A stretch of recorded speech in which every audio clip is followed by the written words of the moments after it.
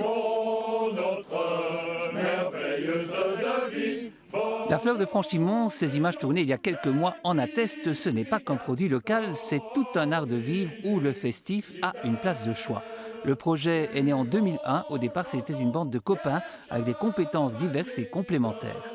Au départ, c'était plutôt les fermiers qui devaient mettre des terrains en jachère, donc les terrains qu'on ne cultive plus, parce que production trop importante de lait. Et alors on se dit, tiens, on va les aider, peut-être, essayer en tout cas, de les aider pour utiliser ces terrains-là qu'ils n'utilisaient plus. Alors on dit, on va planter des petits fruits, rouges notamment, et faire une diversification de leur pouvoir pour fabriquer, quoi, hein.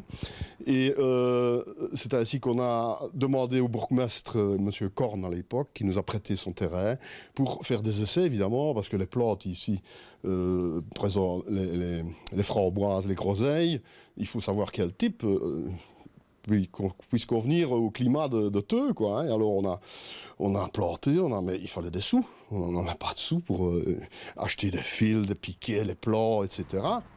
Et puis petit à petit, des fruits rouges y sont passés au sureau en appliquant une ancienne recette bien connue dans la région de Malmedy et de Wem. Ainsi est né le vin de la Marquise, allusion au château de Franchimont, qui est né dans une cave, puis a migré dans un local d'abord prêté par la commune, puis loué et enfin acheté par nos producteurs. Depuis lors, le succès ne s'est jamais démenti. Aujourd'hui, en quelques chiffres, la fleur de Franchimont, c'est... L'année passée, nous avons cueilli, parce qu'il faut cueillir les fleurs, évidemment, c'est une macération de fleurs dans du vin de pomme. On ne peut pas dire vin parce qu'il n'y a pas de raisin. Donc c'est un fermenté de fruits de pommes. Et alors, l'année passée, nous avons cueilli 1 tonne de fleurs, dont nous avons vu tout à l'heure les cuves pleines pour cette année. Et alors, nous avons réalisé l'an passé à peu près 50 000 litres de fleurs de Franchimont.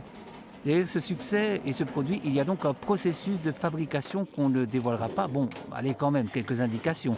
D'abord la cueillette au mois de juin, cueillette qui passe aussi par un appel à la population pour des livraisons de fleurs de sureau, des jardins et haies. Et puis ensuite...